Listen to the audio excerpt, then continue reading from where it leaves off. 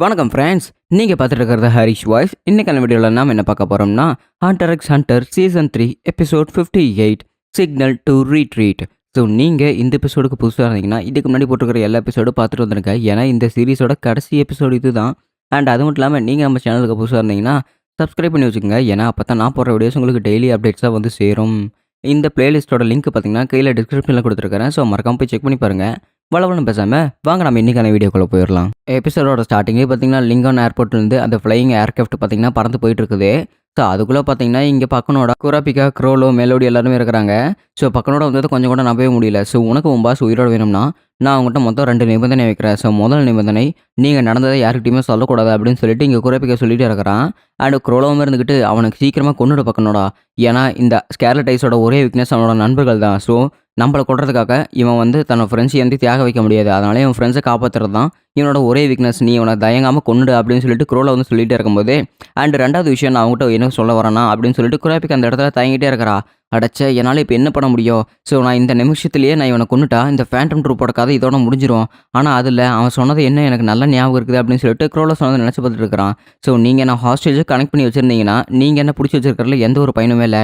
ஏன்னா ஸ்பைடர்ஸ் தலையில்லாமலும் அவங்களோட வேலையை கரெக்டாக செய்வாங்க அப்படின்னு சொல்லிட்டு இந்த இடத்துல குரோல சொல்லிகிட்டே இருக்கிறான். ஏன்னா ஒரு சிலந்திக்கு தலையில்லாமல் கூட சில நாளுக்கு வந்து உயிரோடு இருக்கும். அந்த உயிரோடு இருக்கிறத பார்த்தீங்கன்னா இங்கே ஒப்பிட்டு காட்டியிருக்கிறாங்க ஃபேண்டம் ட்ரூப்போட. ஸோ டீம் லீடரான நான் இல்லைன்னா கூட என் ஃபேண்டம் ட்ரூப்பில் இருக்கிற எல்லாருமே வேலை செய்வாங்க அப்படின்னு சொல்லிட்டு இருக்கிறான். இதுக்கெல்லாம் ஒரு முடிவே கிடையாதா, வேறு வழியே இல்லையே அப்படின்னு சொல்லிட்டு இருக்கும்போது இல்லை இதுக்கு வேறு வழியே இல்லை, எனக்கானவங்க அவங்க 2 பேர் தான். ஸோ அவங்க 2 பேர்த்தையும் நான் எப்படியாவது காப்பாற்றி ஆகணும்.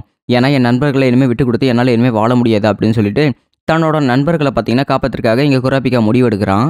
அப்படின்னு சரி நீங்கள் 2 ஹாஸ்டேஜஸாக பிடிச்சி வச்சிருக்கீங்க என் நண்பர்களை, அவங்கள நீங்கள் எதுவுமே பண்ணக்கூடாது. அவங்கள நீ இங்கே மறுபடியும் லிங்கன் ஏர்போர்ட்டு கூட்டிகிட்டு வரணும். அண்ட் அது மட்டும் இல்லாமல் நீ ஏதாவது போய் அவங்க உளறி வச்சுன்னு என்ன பண்ணுறது, நான் உங்கள் 2 பேர்த்து மேலேயும் ஜட்மெண்ட் செயின் யூஸ் பண்ண போகிறேன். அண்ட் அந்த ஜட்மெண்ட் செயின் தான் என்னை பற்றின உண்மையை உங்கள் ஃப்ரெண்ட்ஸ் கிட்ட சொல்லாமல் இருக்கிறதுக்காக ஒரு பிடிமானமாக இருக்கும் அப்படின்னு சொல்லிட்டு இருக்கிறான். சரி நான் அதுக்கு ஒத்துக்கிறேன் அப்படின்னு சொல்லிட்டு பக்கனோடமே ரொம்ப சைலண்ட்டாக ஒத்துக்கிட்டான். அண்ட் அடுத்த செகண்டே பார்த்தீங்கன்னா இங்கே வந்து ஜட்மெண்ட் சீனை நான் அவங்க 2 பேர்த்து மேலே யூஸ் பண்ண போகிறேன் அப்படிங்கிறாங்க. ஃபர்ஸ்ட் உன்னோட டீம் லீடரான க்ரோலோ கிட்ட நான் பயன்படுத்த போகிறேன். ஸோ இந்த ஜட்மெண்ட் சீன் வந்து நான் ஒரு கண்டிஷன் வந்து உங்களுக்கு போடுவேன். ஸோ அந்த கண்டிஷனை மீறி நீங்கள் எதாவது செயல்பட்டீங்கன்னா அதோட நீங்கள் செத்துருவீங்க அப்படின்னு சொல்லிட்டு க்ரோலோவோட நெஞ்சிலேயே பார்த்தீங்கன்னா ஜட்மெண்ட் சீன் வந்து சொருகிட்டா. அண்ட் அதே செகண்டில் சரி உன்னோட டீம் லீடருக்கு போட்டாச்சு, அடுத்து நான் உனக்கு தான் போட போகிறேன் அப்படின்னு சொல்லிட்டு பக்கனோடவுக்கு ஜட்மெண்ட் சீனை போட்டாச்சு.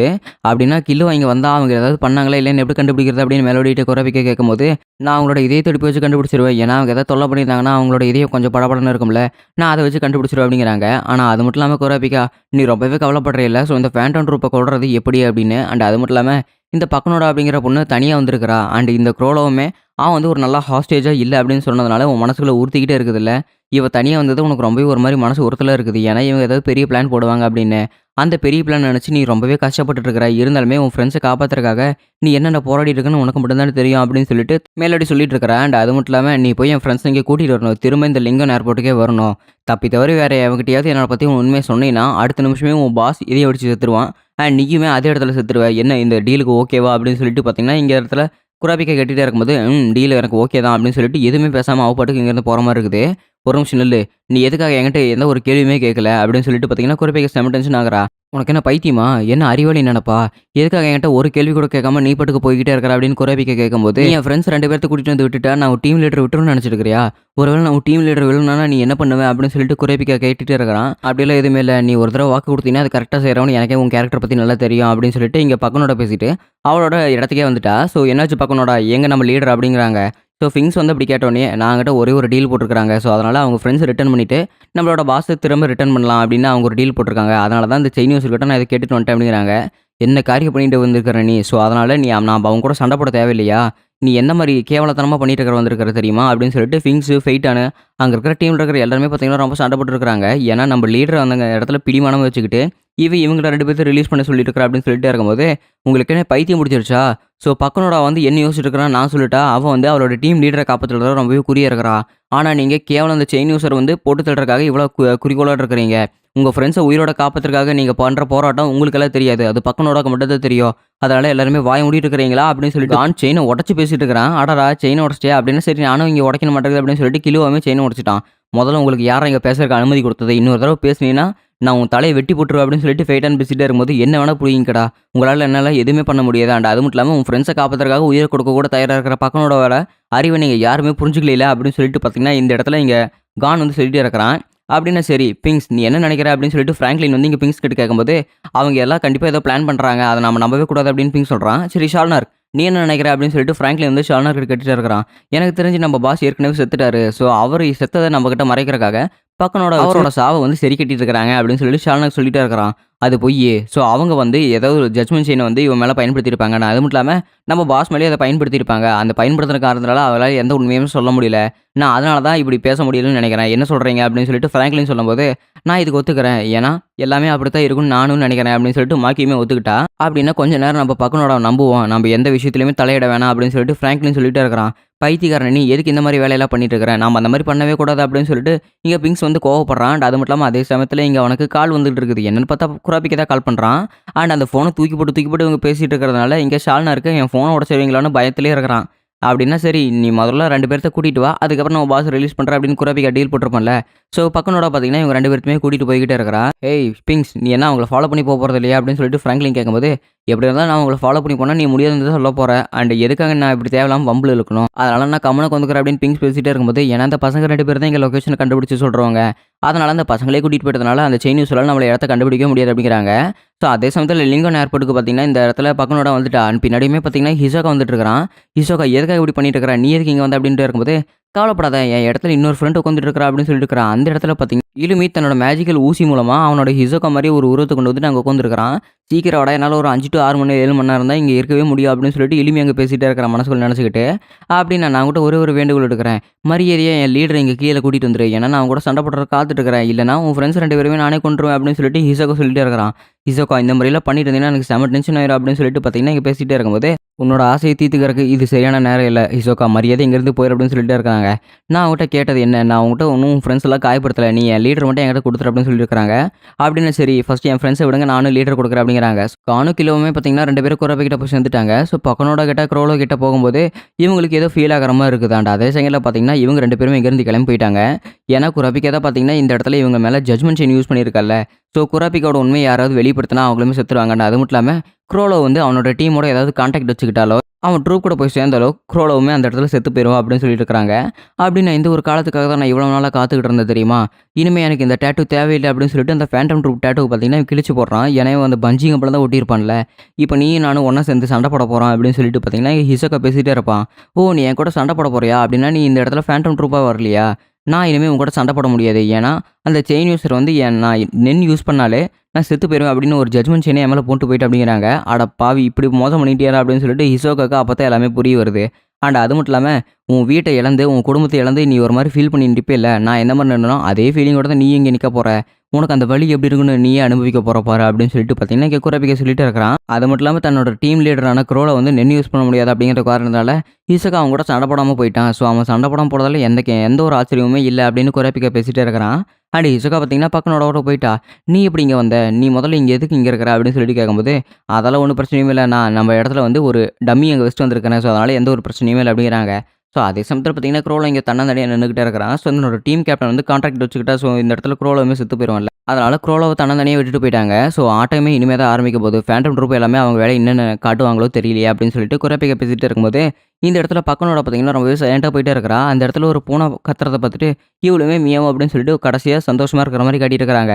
என்னாச்சு பக்கனோட நம்ம கேப்டன் வரப்போறான்னு சொன்னால் எங்கே நம்ம கேப்டனை காண நீ மட்டும் வந்துருக்கிற அப்படிங்கிறாங்க. அண்ட் பக்கனோட பார்த்தீங்கன்னா அவளோட நென் பவர் யூஸ் பண்ணுற மாதிரி இருக்குது. ஸோ என்னால் ஒரே நிமிஷத்தில் 6 புல்லட் தான் யூஸ் பண்ண முடியும். ஸோ அந்த 6 புல்லட்டுமே பிங்க்ஸ், ஃபெய்டான், ஷால்னார்க், மாக்கி அண்ட் சில பேருக்கு மேலே பார்த்தீங்கன்னா அவள் கன் பவர் வந்து பயன்படுத்திட்டு இருக்கிறா. என்ன பண்ணுற நீ அவங்க உனக்கு இது எதாவது கண்ட்ரோல் பண்ணிட்டாங்களா என்ன அப்படின்னு சொல்லிட்டு பார்த்தீங்கன்னா பிங்க்ஸ் டென்ஷன் ஆகிறான். அண்ட் பகனோட பவரை புரிஞ்சுக்கிட்ட நொபுனாகவுமே பார்த்தீங்கன்னா கொஞ்ச நேரம் அமைதியாரு நாம் அவளை நம்பணும் அவன் நம்மளோட டீம்மேட்ஸ் அப்படின்னு சொல்லிட்டு இருக்கிறாங்க. ஸோ இதுக்கு மேலே என்னோட கதை எல்லாமே முடிஞ்சது இனிமேல் எல்லாமே உங்கள் கதையில் தான் அப்படின்னு சொல்லிட்டு பார்த்தீங்கன்னா அந்த 6 புல்லட்டையுமே இவங்க மேலே சுட்டதுக்கு அப்புறம் இவளுக்கு பார்த்தீங்கன்னா ஜட்மெண்ட் சீன் ஆக்டிவேட் ஆகுது. தன்னோட இதயம் பார்த்தீங்கன்னா அதே இடத்துல வெடிக்குது. அவளுமே பார்த்தீங்கன்னா செத்து போயிட்டா. ஸோ இவங்களோட மைண்டில் பார்த்தீங்கன்னா இங்கே பக்கனோட மெமரிஸ் எல்லாமே இங்கே போயிட்டே இருக்குது. அதை வந்து இவங்க டீம்மேட்ஸ்க்கு எல்லாமே போயிடுச்சு. இங்கே என்னடா இருந்தது இந்த இடத்துல பக்கனோட செத்து போயிட்டு அப்படின்னு சிசுக்கு பார்த்துட்டே இருக்கும்போது எல்லாத்தையுமே நான் தெளிவாக உங்களுக்கு எக்ஸ்பிளைன் பண்ணுறேன் அப்படின்னு சொல்லிட்டு பிங்க்ஸ் வந்து சொல்லிட்டே இருக்கிறான். அதோட சீன் கட் பண்ணி பார்த்தீங்கன்னா இந்த இடத்துல நம்ம குராபிக்காவுக்கு செமையான ஜுரம். எனக்கு தெரிஞ்சு அவன் நல்ல பவர் அவனோட யூஸ் பண்ணதுனால அவனோட பாடி பவர் கண்டிஷன் வந்து ரொம்பவே மோசமாயிருச்சு. அவனுக்கு எப்படியும் கொஞ்ச நேரத்தில் குணமாயிரும் அப்படின்னு சொல்லிட்டு கான் பேசிட்டே இருக்கிறான். அண்ட் அதே சமயத்தில் நம்ம டீம்மேட்ஸ் எல்லாருமே பார்த்தீங்கன்னா இங்கே யார்க் யூனிவர்சிட்டிக்கு வந்துட்டாங்க. ஸோ எனக்கு தெரிஞ்சு குராபிக்கு அவங்க டீம்மேட்டையே கொல்லாமல் விட்டான்னு எனக்கு இன்னமும் புரியல அப்படின்னு சொல்லிட்டு கான் பேசிட்டே இருக்கிறான். உனக்கு இன்னமும் புரியல? ஸோ குராபிக்கோட ஆக்சுவல் பவர் ரிவெஞ்சுக்காக தான். ஸோ அவன் பழி வாங்குறதுக்காக தான் அவங்கள பயன்படுத்தியிருக்கானே தவிர மற்ற எந்தபடி பர்சனல் இஷ்யூஸுமே இல்லை அவங்ககிட்ட.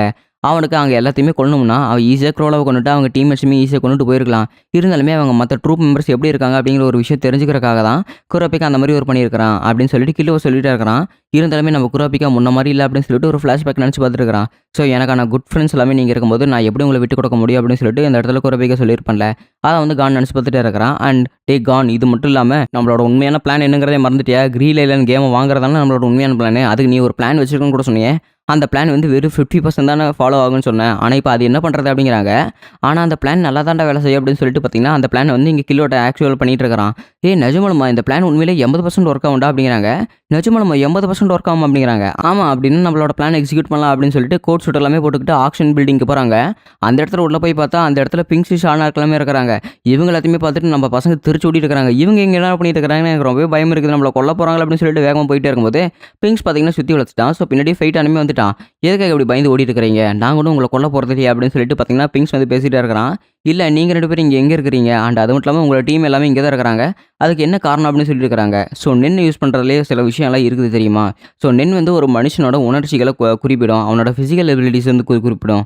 அந்த ஃபிசிக்கல் எபிலிட்டிஸ் எல்லாமே வந்து ஒரு மனுஷனோட ஆள் மனசுக்குள்ளே இருக்கக்கூடியது. ஸோ அந்த நென் எபிலிட்டி வந்து ஒருத்தன் வந்து கொடுக்கவும் முடியும், அதே நென்னை வந்து ஒருத்தன் எடுக்க முடியும். ஸோ அப்பேற்பட்டவர் தான் எங்களோட கேப்டனுமே. ஸோ எனக்கு தெரிஞ்ச ஜட்மெண்ட்ஸ் என்ன எங்களோட கேப்டன் மேலே யூஸ் பண்ணியிருப்பாங்க, அந்த எங்கள் டீம் கூட கான்ட்ராக்ட் வச்சுக்க கூடாதுன்னு. அதனால தான் எங்கள் கேப்டன் இன்னும் எங்கள் கூட திரும்ப வரல அப்படின்னு சொல்லிட்டு பிங்க்ஸ் பேசிகிட்டே இருக்கிறான்.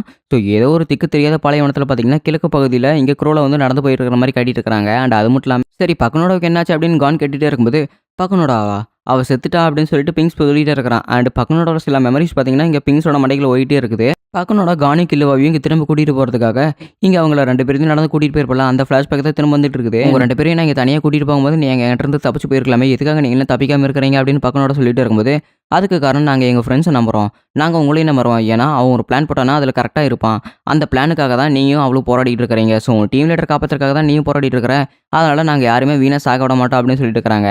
அண்ட் அதையுமே பார்த்தீங்கன்னா ஃப்ளாஷ்பேக் முடிஞ்சதுக்கப்புறம் பிங்க்ஸ் இருந்துக்கிட்டு பக்கனோட உங்களுக்கு ரொம்பவே நன்றி சொல்லணும்னு சொன்னான். அதனால தான் நான் உங்கள்கிட்ட நன்றி சொல்லிட்டு நான் இங்கேருந்து கிளம்புறேன் அப்படின்னு சொல்லிட்டு என்னோட ஃபீலிங்ஸுக்கு மதிப்பு கொடுத்த இவங்க 2 பேருக்குமே நன்றி சொல்லிட்டு பிங்க்ஸ் பார்த்தீங்கன்னா இங்கேருந்து கிளம்பி போயிட்டே இருக்கிறான். அண்ட் அதோட பார்த்தீங்கன்னா ஃபேண்டம் ட்ரூப் ஆர்க் இதோட முடியுது. ஸோ நெக்ஸ்ட் எபிசோடு பார்த்தீங்கன்னா கிரீட் ஐலாண்ட் ஆர்க் வந்து ஸ்டார்ட் ஆக போகுது. ஏன்னா இவங்க ஒரு பிளான் போடுறாங்க, அது சொதப்பிக்குதா இல்லையான்னு சொல்லிட்டு நம்ம நெக்ஸ்ட் எபிசோடில் பார்க்கலாம். கிலோவுமே பார்த்தீங்கன்னா ஏதோ ஒரு பிளான் அக்வயர் பண்ணுற மாதிரி இருக்குது. அதோட பார்த்தீங்கன்னா இந்த எபிசோடு முடிக்கப்படுது. ஸோ இந்த கிளிப்ஸ் எல்லாமே பார்த்தீங்கன்னா நெக்ஸ்ட் சீசனுக்கான ஒரு சின்ன கிளிப்ஸ் தான். அதோட பார்த்தீங்கன்னா இந்த சீரிஸுமே ஃபுல்லாக கம்ப்ளீட் ஆயிடுச்சு. ஸோ இதுக்கப்புறம் பார்த்தீங்கன்னா நான் ப்ளீச் தான் ஸ்டார்ட் பண்ணலான்னு இருக்கிறேன். அனிலான் சாகா போட்டாலுமே போட்டோம், நாம் வந்து நம்ம சீரிஸ் வந்து கண்டினியூ பண்ணிட்டு இருக்கலாம். சரி, உங்களோட ஃபுல் சப்போர்ட் கொடுங்க. அண்ட் அது மட்டும் இல்லாமல் ப்ளீச்சுக்கு அப்புறம் நம்ம 7 ரிலீஜன்ஸ் போடலாமா இல்லை என்ன போடலாமா அப்படின்னு கீழே கமெண்ட் பண்ணுங்கள். அண்ட் அது மட்டும் இல்லாமல் உங்களை நான் புது சீரீஸில் சந்திக்கிறேன். Until then it's by from Harish voice.